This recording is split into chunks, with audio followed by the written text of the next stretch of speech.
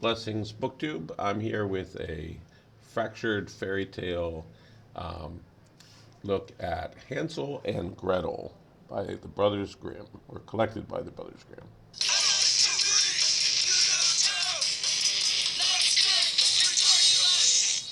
So the great Rocky and Bullwinkle show, which if you think it's just a dumb kids cartoon, you need to check it out as an adult. It's very super smart and interesting. Did these reimaginings of the fairy tales, and one of the ones they did was Hansel and Gretel. And going back to the Grimms, I will get on to Anderson and others, I promise. But this was a request from a viewer, so happy to do that. So here is the Jacob and Wilhelm Grimm's collected version of the Hansel and Gretel tale. Next to a great forest there lived a poor woodcutter with his wife and his two children. Now the boy's name was Hansel and the girl's name was Gretel. He had but little to eat, and once, when a great famine came to the land, he could no longer provide even their daily bread. One evening, as he was lying in bed worrying about his problems, he sighed and said to his wife, "What is to become of us? How can we feed our children when we have nothing for ourselves?"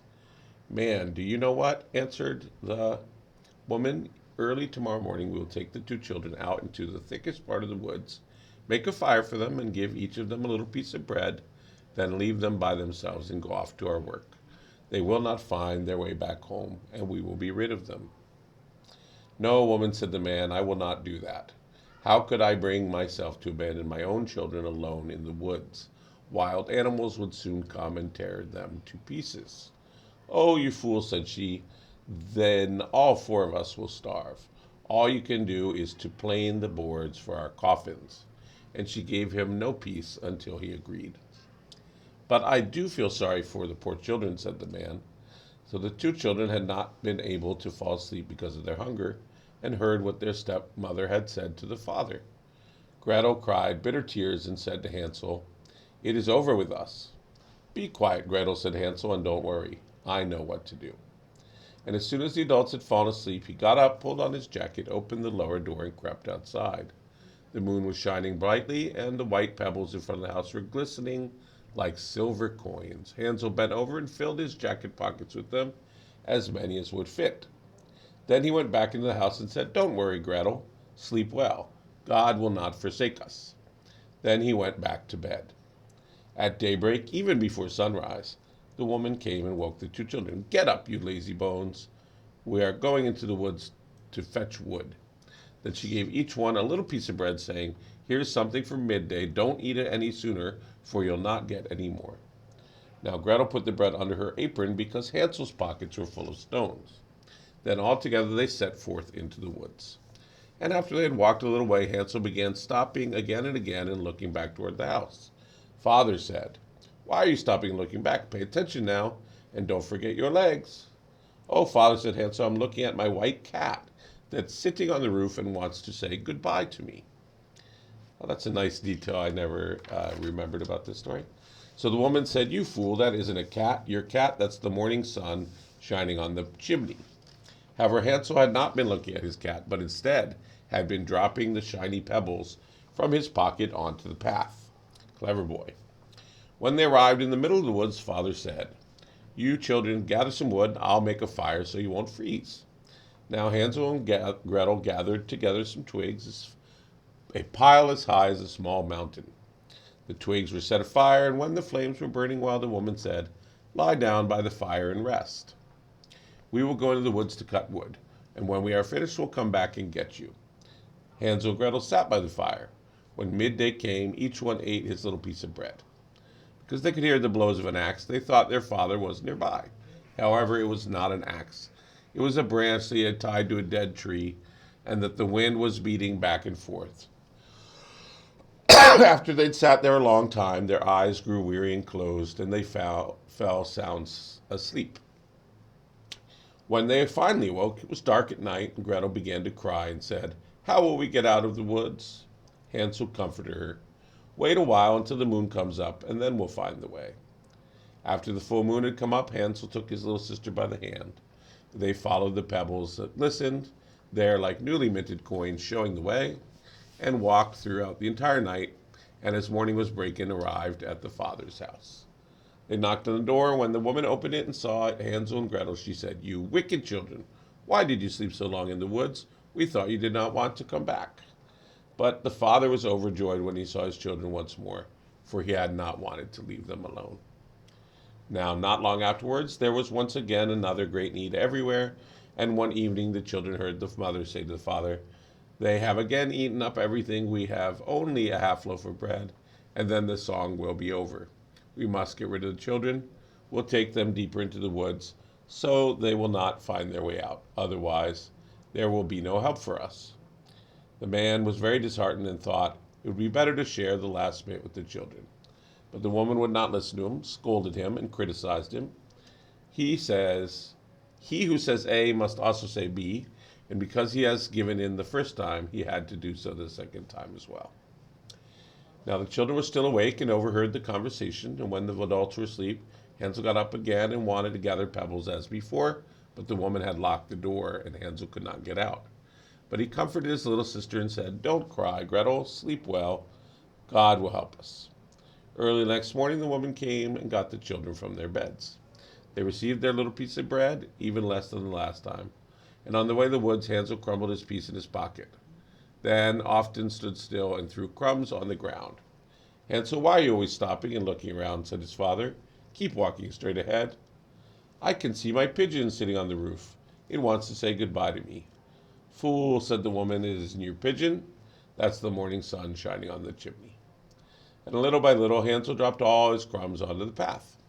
The woman took them deeper into the woods than they had ever been in their whole life. And once again a large fire was made, and Mother said, "Sit here, children. If you get tired, you can sleep a little. We're going into the woods to cut wood, and we'll come and get you in the evening when we're finished." Now when it was midday, Gretel shared her bread with Hansel, who had scattered his along the path, and then they fell asleep and evening passed. But no one came to get the poor children. It was dark at night when they woke, and Hansel comforted Gretel and said, "Wait, when the moon comes up, I will be able to see the crumbs of bread that I scattered, and will show us the way back home." Well, when the moon appeared, they got up, but they could not find any crumbs, for the many thousands of birds that fly about in the woods and in the fields had pecked them up. Hansel said to Gretel, "We will find our way," but they did not find it. They walked the entire night, and the next day, and from morning till evening, they did not find their way out of the woods. They were terribly hungry, but they had eaten only a few small berries growing on the ground, and because they were so tired their legs would no longer carry them, they lay down under a tree and fell asleep. It was already the third morning since they'd left their father's house. They started walking in, but managed only to go deeper and deeper into the woods. If help did not come soon, they would perish. At midday, they saw a little snow-white bird sitting on a branch. It sang so beautifully, and they stopped to listen. When it was finished, it stretched its wings and flew in front of them. They followed it until they came to a little house. The bird sat on the roof, and when they came closer, they saw that the little house was built entirely from bread, with a roof made of cake and the windows made of clear sugar. I like that in this version they are guided by their ability to still see beauty even though they are dying of hunger. And they follow this beautiful bird to this sugar house. Now, why the sugar house doesn't get completely pecked to pieces by the birds that ate the bird crumbs, I do not know. But that's, suspension of disbelief. "Let's help ourselves to a good meal," said Hansel. "I'll eat a piece of the roof, and Gretel, you eat from the window. That will be sweet." Hansel reached up and broke off a peep of the roof to see how it tasted, while Gretel stood next in the window panes and was nibbling at them. And a gentle voice called out from inside, "Nibble, nibble, little mouse, who is nibbling at my house?" This is like the giant's fee-fi-fo-fum, right? These ritual callings. And the children answered, the wind, the heavenly child." I'm not sure what that's a reference to, unless it's Christian. They continued to eat without being distracted. Hansel, who was very much like the taste of the roof, tore off another large piece, and Gretel poked out an entire round window pane. Suddenly the door opened, and a woman, as old as the hills, leaning on a crutch, came creeping out. Hansel and Gretel were so frightened that they dropped what they were holding in their hands. But the old woman shook her head and said, "Oh, you dear children, who brought you here? Just come in and stay with me. No harm will come to you." She took them by the hand and led them into her house, then served them a good meal, milk and pancakes with sugar, apples, and nuts. Afterwards, she made 2 nice beds for them, decked in white. Hansel and Gretel went to bed, thinking they were in heaven. But the old woman had only pretended to be friendly. She was a wicked witch who was lying in wait for the children. She had built her house of bread only in order to lure them to her, and if she captured one, she would kill him, cook him, and eat him. For her, that was a day to celebrate. Witches have red eyes and cannot see far, but they have a sense of smell like animals and know when humans are approaching. Interesting. When Hansel and Gretel came near to her, she laughed wickedly and spoke scornfully. Now I have them. They will not get away from me again. Early the next morning, before they woke, she got up, went to their beds, and looked at the 2 of them lying there so peacefully with their full red cheeks. They'll be a good mouthful, she mumbled to herself. Then she grabbed Hansel with her withered hand and carried her to a little stall, where she locked him behind a cage door. Now, cry as he might, there was no help for him. Then she shook Gretel and said, "Get up, lazy bones, fetch water and cook something good for your brother. He's locked outside in the stall to be fattened up, and when he's fat, I'm going to eat him." Gretel began to cry, but it was all for nothing. She had to do what the witch demanded. Now Hansel was given the best things to eat every day, but Gretel received nothing but crayfish shells. Every morning the old woman crept out to the stall and shouted, "Hansel, stick out your finger so I can feel if you are fat yet." But Hansel stuck out a little bone, and the old woman, who had bad eyes and could not see the bone, thought it was Hansel's finger, and she wondered why he didn't get fat. And when 4 weeks had passed and Hansel was still thin, the impatience overcame her. She could wait no longer. "Hey, Gretel," she shouted, "hurry up and fetch some water. Whether Hansel's fat or thin, tomorrow I'm going to slaughter and boil him." And how the poor little sister sobbed as she was forced to carry the water, and tears streamed down her cheeks. "Oh, dear God, please help us," she cried. "If only the wild animals had devoured us in the woods, then we'd have died together." "Save your slobbering," said the old woman. "It doesn't help you at all." And the next morning Gretel had to get up early, hang up the kettle with water, and make a fire. "First we're going to bake," said the old woman. "I've already made a fire in the oven and kneaded the dough." She pushed poor Gretel outside to the oven, from which fiery flames were leaping. "Climb in," said the witch, "and see if it's hot enough to put the bread in yet." When Gretel was inside, she intended to close the oven and bake her and eat her as well. But Gretel saw what she had in mind, so she said, "I don't know how to do that. How do I get inside?" "Stupid goose," said the old woman. "The opening's big enough. See, I myself could get in."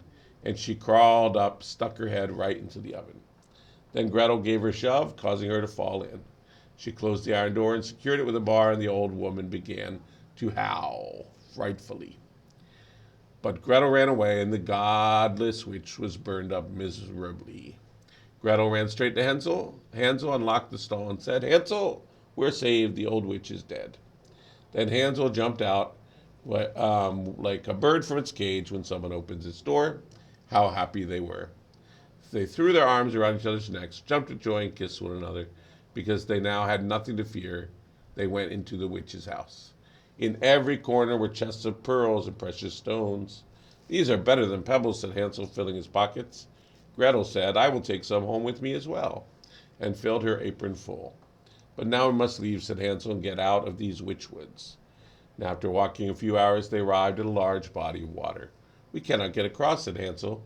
"I cannot see a walkway or a bridge." "There are no boats here," answered Gretel, "but there's a white duck swimming. If I ask it, it will help us across." Then she called out, "Duckling, duckling, here stand Gretel and Hansel. Neither a walkway nor a bridge. Take us on to your white back." Perhaps that rhymes in German. I'll have to think about it. The duckling came up to them, and Hansel climbed onto it, then asked his little sister to sit down next to him. "No," answered Gretel, "that will be too heavy for the duckling. It should take us across one at a time."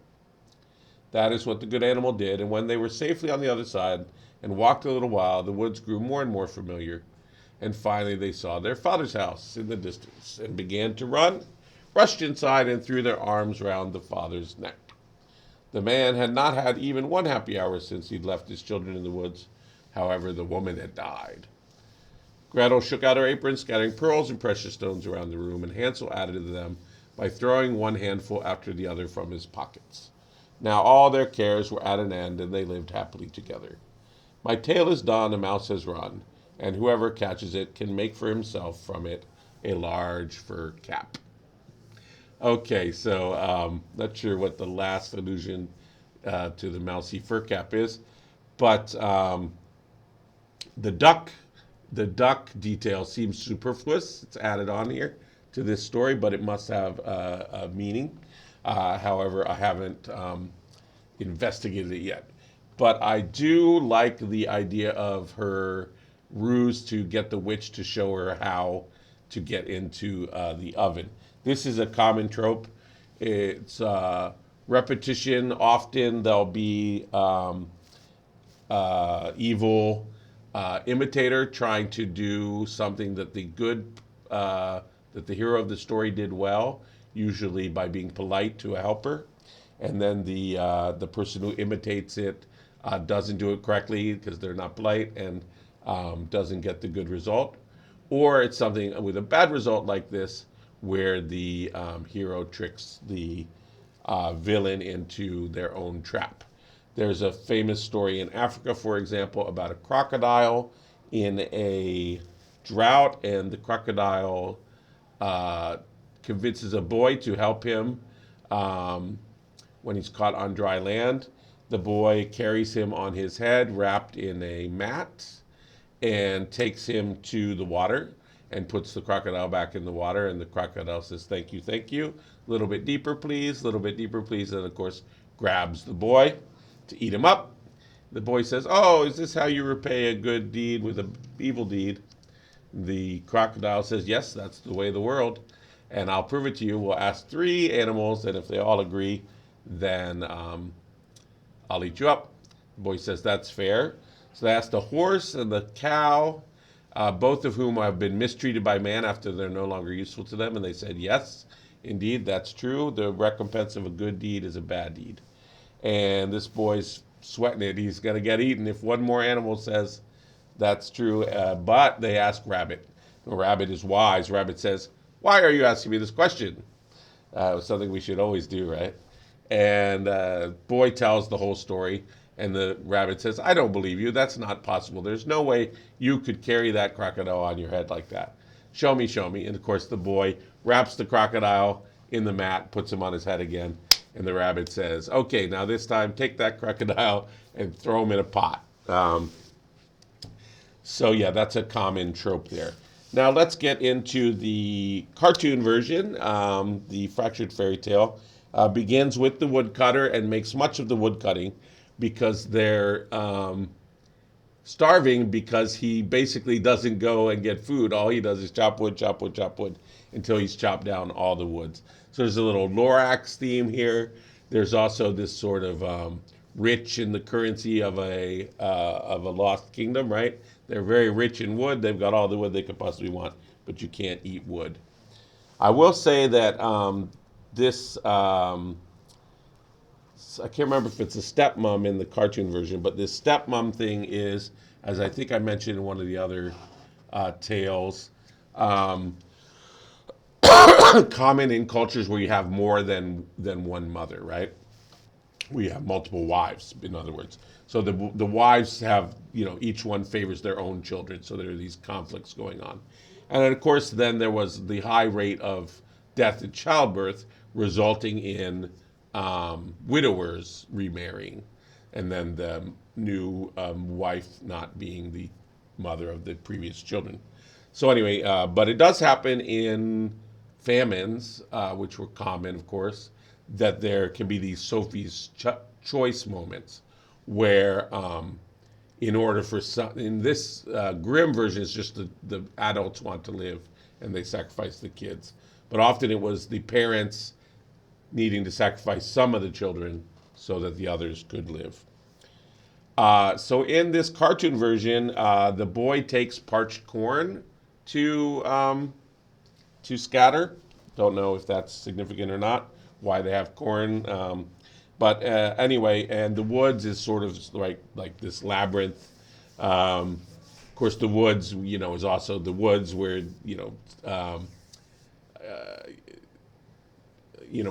children are always sent off to die, right? But it's also like a labyrinth in this case where you've got your Radney with the string, right, helping out Perseus through the labyrinth with the Minotaur, and that whole scene. So of course the birds eat the parched corn. Next we have the pastry house. Now, often this story is conflated with Baba Yaga stories. So the witch is Baba Yaga, who's a Slavic cannibalistic witch, and her house has the chicken feet. So anyway, there are these significant houses, and that Slavic original story, Vasilisa, is interesting because, well, for several reasons. It's more of a Snow White because it's not a Hansel and Gretel. So that's something that's very interesting about this story, right? It's not just the princess being sent off to die; it's the two of them. But in Vasilisa, it's just the girl, but and her evil stepmother sends her out to die in the woods and all of that. But in this case, the Baba Yaga is the helper, and helps her defeat her evil step parents. So Baba Yaga can play these different roles. In this version, it's not Baba Yaga; it's just some witch who's going to eat them. But she doesn't. She turns them into aardvarks for some reason, and she doesn't like aardvarks, but she likes little kids even less. So absent the eating theme, we've got this witch who doesn't have any powers except the aardvark trick. And she wants to be able to ride a broom. And the Gretel, who's always the hero, you notice. And I can't remember if it's stated which one is older in the original stories. But Gretel says, I'll teach you how to ride a broom, which is one of the witch's desires. And this is very interesting because Gretel says, well, how can you do it? The witch says, Gretel says, well, there's a little bit of witch in all of us ladies, right? And she does a little spell, and the broom lifts up and flies her around. And she puts the witch on the broom, teaches her how to fly, and off the witch flies. But one thing that Gretel didn't teach her is how to stop. So the witch ends up out in space. This is sort of like the too much of a good thing trope, right? Like the Sorcerer's Apprentice, right? With the buckets of water, flooding the world. Of course, that goes back to the old, cauldrons of the Celtic myth. The cauldrons who bring people back to life or who provide infinite food. And of course, that's related to the chalice, to the Holy Grail. Anyway, we've got this talking duck in this version as well. So this I didn't think was one of the more interesting reimaginings by the Rocky and Bullwinkle team. But this duck only speaks French, but nonetheless leads them back home. And their dad and he's traded his axe for a musket. So instead of just chopping down trees all the time, he now brings home the bacon. He hunts and brings home food for everybody all the time. So the mother gets bigger and bigger and says, oh, maybe you should go back to cutting wood. But yeah, they're basically well fed in the end. Now, they don't have the pearls and riches of the Grimm version. That was an interesting little addition, I thought. But there you go. So a reimagining in this case that hews a little closer to the original. Nonetheless, I hope you found it interesting. Do recommend, by the way, and I will get to them all in due time, the stories that you would like to see me do if they have been done by Rocky and Bullwinkle team. So we can look forward to in the coming weeks some Hans Christian Andersen, some 1001 Nights, some maybe I'll track down a Baba Yaga if they did one. I believe there's a Chinese fairy tale in there somewhere, and other good stuff. Hope you're enjoying the series. Let me know if you are, and thank you for listening.